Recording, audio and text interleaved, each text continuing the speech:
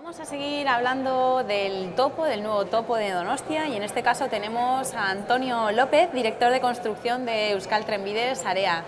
Gracias, Antonio, por estar hoy aquí con nosotros. Gracias a vosotros. Cuéntanos un poco cómo se organiza una obra de esta magnitud. ¿Se trabaja en diferentes tramos? ¿Qué equipo humano hace falta?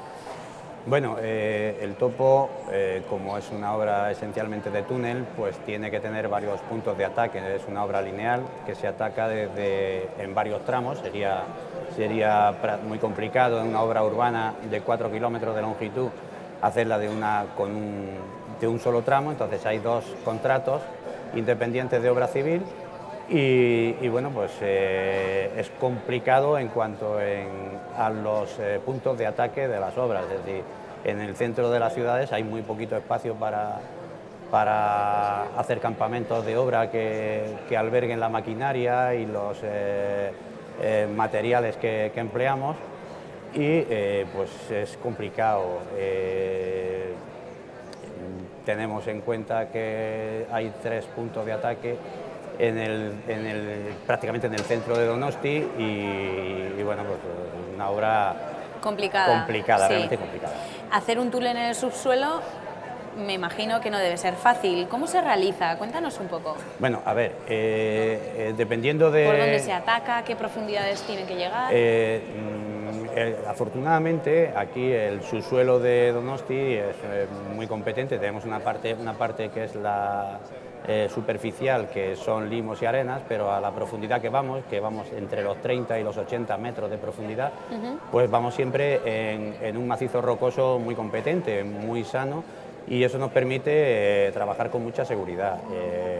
Se hace con máquina rozadora y bueno, pues se va excavando poco a poco en varias fases para no afectar mucho el conjunto del macizo rocoso y que las excavaciones pues no se noten en superficie.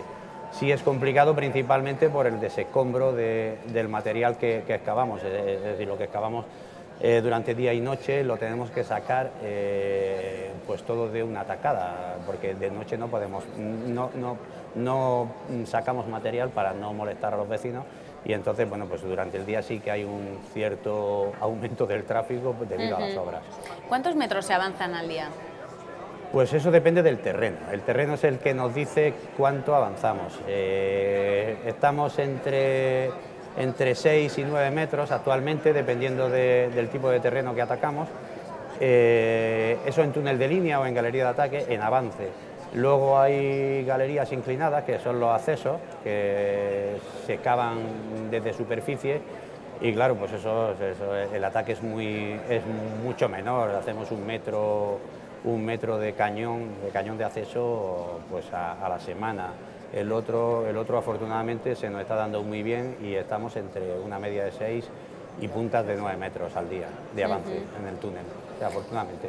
Comentabas que hay 3 puntos. ¿Por dónde entran y salen los camiones? Vale. ¿Y cuántos accesos finales habrá?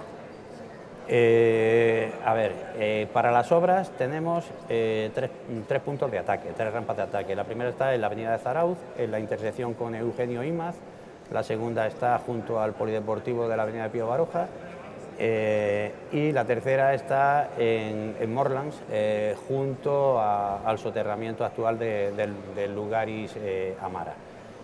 Esos son ataques de obra que en su momento servirán como galerías de ventilación o galerías auxiliares de evacuación o salida de emergencia.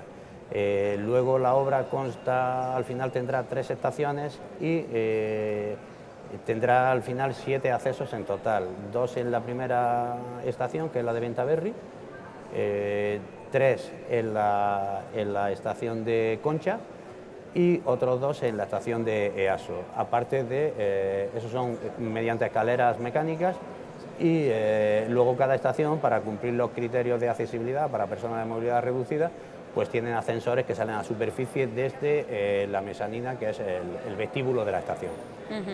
¿Existen en Donostialdea experiencias similares? Inchaurrondo, por ejemplo. Sí, Inchaurrondo es la caverna, la estación de Inchaurrondo es el ejemplo de cómo van a quedar las estaciones del centro. ¿En qué se diferencian? Inchaurrondo de las estaciones del centro, sí.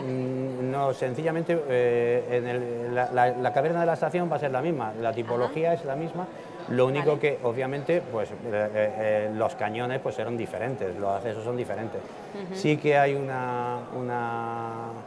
otra experiencia, que es la estación de Alcha, que también es la misma tipología de estación, y yo creo que hay dos ejemplos buenos de cómo van a quedar las estaciones.